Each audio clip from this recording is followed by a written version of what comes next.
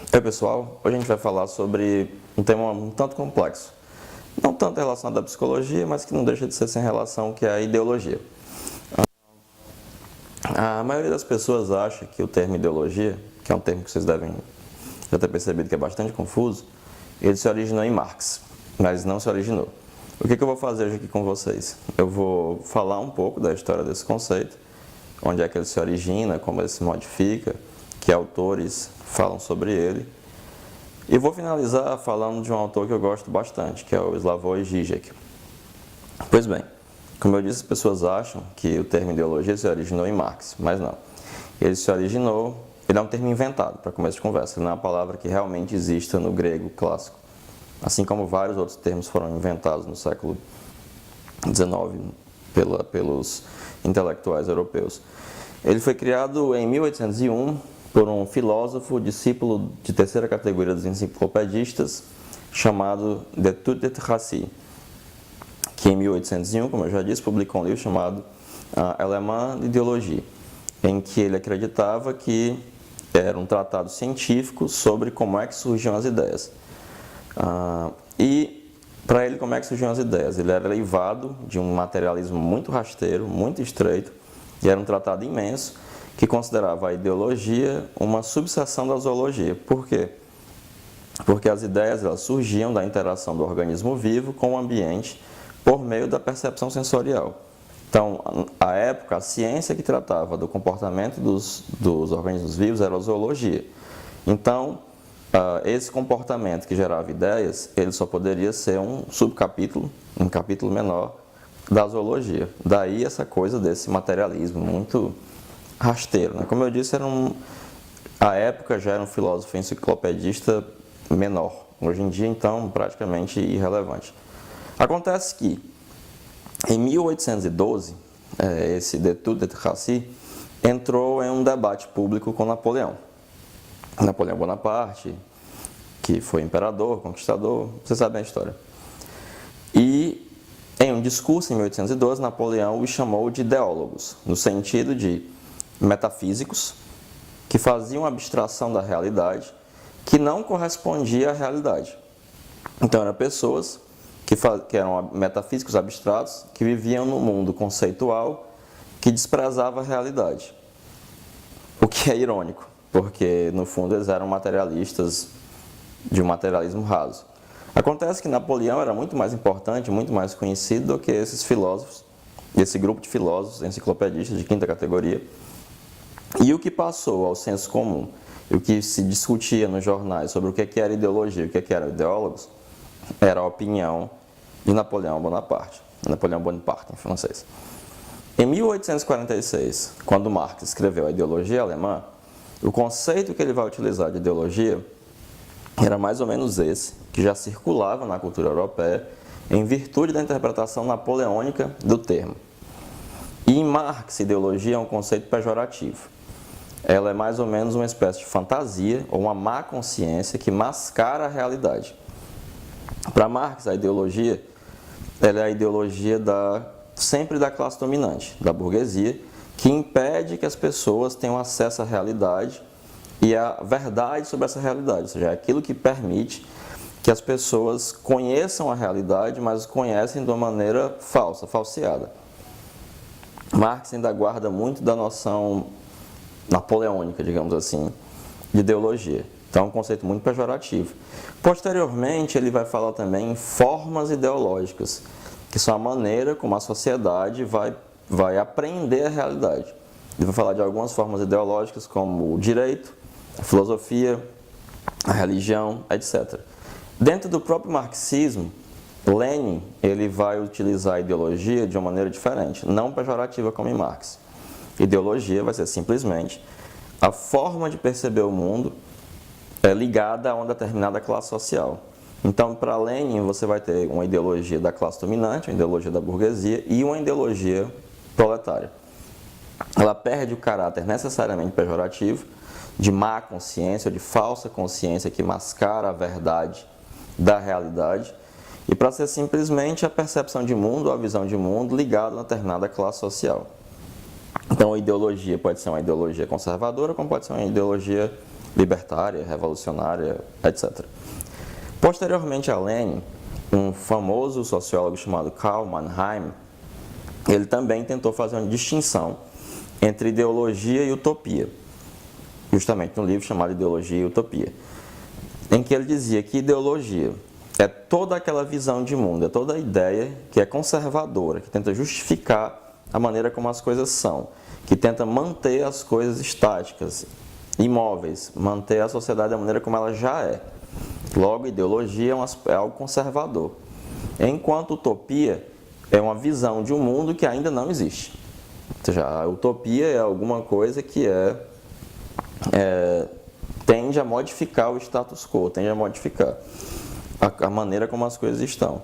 Ele também cunhou o termo ideologia total, para significar a totalidade das ideias que as pessoas têm sobre a realidade, sendo que a ideologia seria o conservador e a utopia seria algo que apontaria para um mundo ainda a ser forjado, um mundo ainda não existente.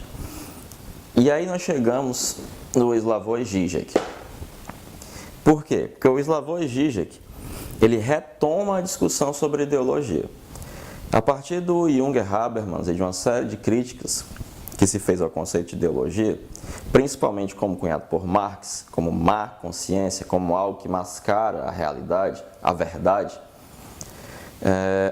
você passou-se a ter a crença que nós vivíamos em um mundo pós-ideológico, em um mundo sem ideologias.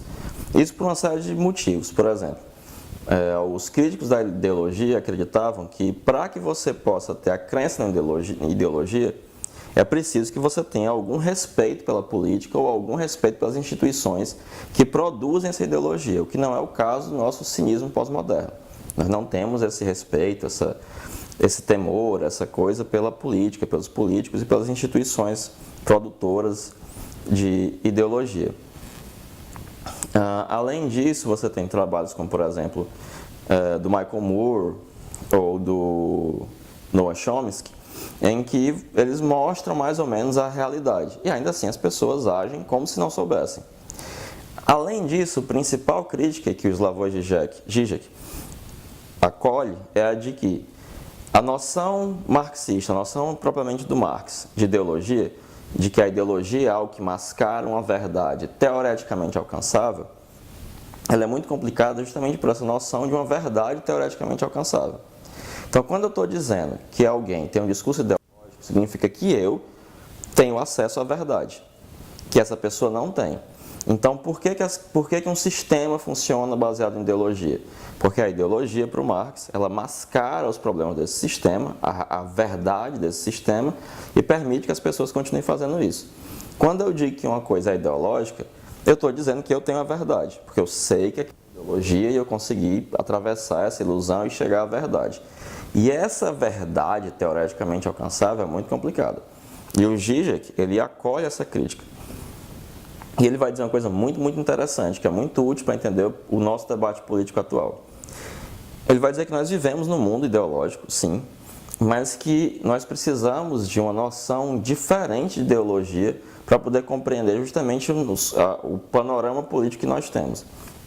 E essa noção de ideologia é o que ele chama de Arch-Ideological Fantasy, uma grande fantasia ideológica, que é que eu sempre apresento o discurso do outro, que eu quero que seja entendido como ideológico, como falso, como ideológico, enquanto o meu discurso, ele não é ideológico, é sempre o discurso do outro.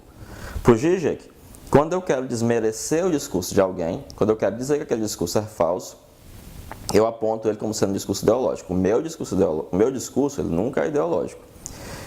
E existe um discurso que vai dizer, não, determinadas coisas estão além da política. Porque qualquer pessoa, elas são muito sacrossantas para serem tratadas como política ou como ideologia. Como no caso dos Estados Unidos, a defesa nacional. Só que são justamente esses discursos que se colocam como não ideológicos ou que estão para além da política, que são apolíticos, ou que qualquer pessoa sensível pode perceber como sendo imediatamente verdadeiro, é que é o verdadeiro discurso ideológico na perspectiva do Žižek.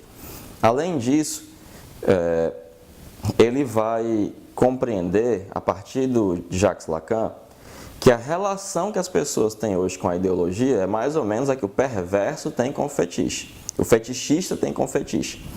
O fetichista compreende que um sapato é só um sapato. Ainda assim, ele precisa que seu parceiro ou sua parceira use o sapato para que ele consiga aproveitar o momento. No sentido em que, na perspectiva do Zizek, as pessoas compreendem que o Bill Clinton, a Hillary, o Trump, todos eles têm problemas ou são corruptos, digamos assim, como se diz aqui no Brasil. Mas elas agem como se não soubessem. Então ele vai pegar uma frase famosa de um teórico da ideologia alemão, que vai pensar nos moldes marxistas, que dizia, cito o Zizek, they don't know it, but they do it anyway. Eles não sabem, mas fazem mesmo assim. Para o contrário, they know it and they do it anyway. Eles sabem e eles fazem mesmo assim, porque ele diz que há um cinismo ideológico. Então, por que mesmo sabendo a verdade, ou a verdade nua e crua, ou a verdade desagradável, eu faço? Porque eu imagino, e isso é uma perspectiva que ele tira do Hegel, que ao expressar aquela ideologia, eu estou expressando a mim mesmo e a minha própria individualidade.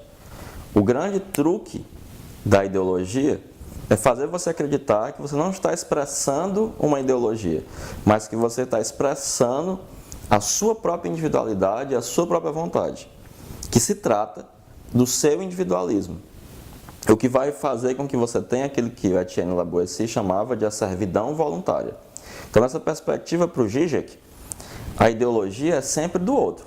O meu discurso nunca é ideológico. O meu discurso ele é sempre correto e justo. O que não é correto e justo, que é ideológico, é o discurso dos meus opositores.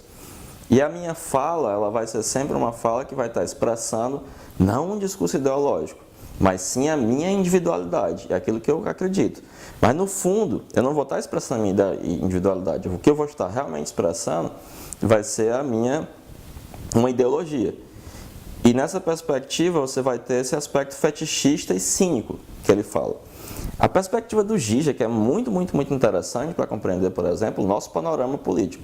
Primeiro porque o termo ideologia, ele virou um termo valiz, ele cabe qualquer coisa nele. As pessoas usam ideologia, mesmo os conservadores, numa perspectiva muito marxista, ou seja, algo pejorativo, e nessa perspectiva apontada pelo Zizek, tudo que eu não gosto, tudo que eu não concordo, tudo que eu não acredito é ideologia, menos o meu discurso.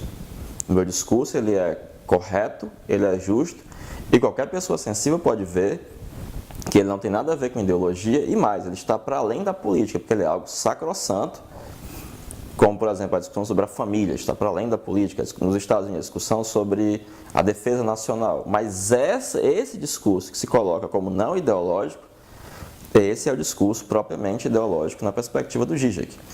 Como eu disse, é uma perspectiva muito interessante para compreender o nosso panorama político, uma série de debates em que se aponta o dedo para o outro e diz, você isso que está falando, isso é ideologia. Esse dedo que está apontado dizendo que é ideologia é justamente o dedo de quem está proferindo a ideologia e um discurso ideológico, criando essa ilusão de que se trata de outra coisa que não seja um discurso ideológico. Bom, era isso. Não é uma coisa muito fácil de entender, mas eu espero que eu tenha ajudado um pouco a clarear essa bruma espessa que surge em torno desses debates políticos que se faz no nosso panorama político atual. É isso, obrigado. Curtam o canal.